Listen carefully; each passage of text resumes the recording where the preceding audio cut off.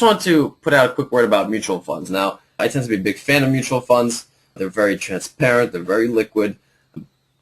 Of course, not so much as ETFs, but they're liquid to the point where you can buy or sell within a day, which is pretty good.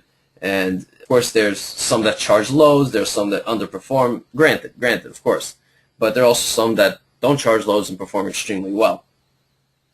So one of the things people look for when they seek out funds is no load fund, which is no load means there's no sales charge that's taken out up front or when you sell the shares, so on and so forth.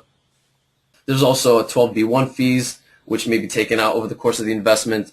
They need to be under a certain threshold for it to be considered no load. So when people see no load, they think, oh, great, I'm not paying any fees. It's a great thing. But what I want to clarify is that no load doesn't mean that there's no fees, okay?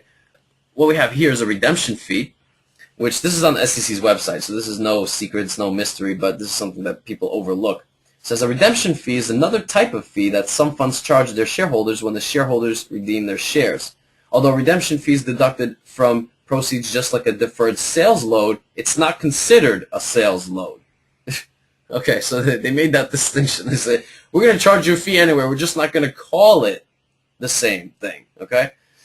It says, unlike a sales load, which is used to pay brokers, a redemption fee is typically used to defray fund costs associated with a shareholder's redemption and is paid directly to the fund, not to a broker. I'm sure that makes everybody feel warm and fuzzy. The truth is people really don't care where their commission is going. They don't want to pay a fee. So the industry is playing games a little bit with investors. They say, yeah, it's a no-load fund, so of course people aren't going to look for fees, and you're hit with a 2% redemption fee right here.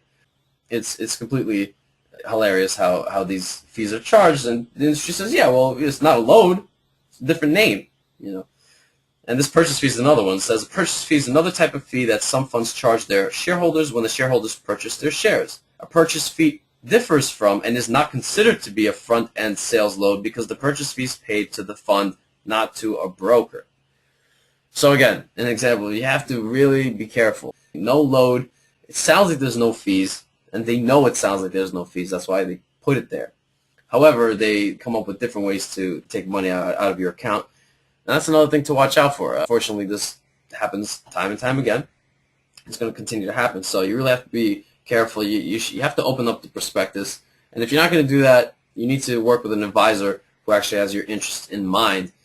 Most advisors, they want to avoid these fees because it's going to, first of all, decrease the overall asset base from which the advisor draws fees, but also it's going to limit the returns for that investor. So at the end of the year, the return is not going to be as good simply because the investor was paying fees and not experiencing the returns they should have been.